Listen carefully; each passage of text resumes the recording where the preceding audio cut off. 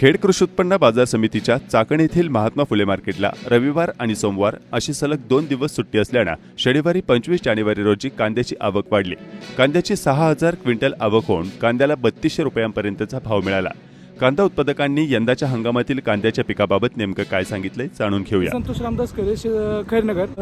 आम्ही वडीलपार्जित शेती करतो आणि त्याच्यातून कांदा उत्पादन घेत असतो।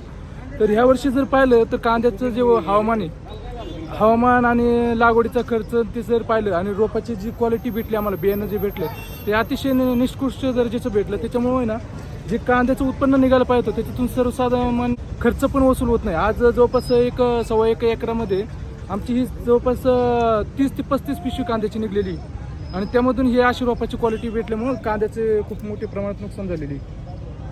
तरी हे आपले गोरे साहेबांच्या गाळ्यावरती कांदा टाकल्यामुळे त्याला एक चांगल्या प्रकारे बाजारभाव भेटलाय।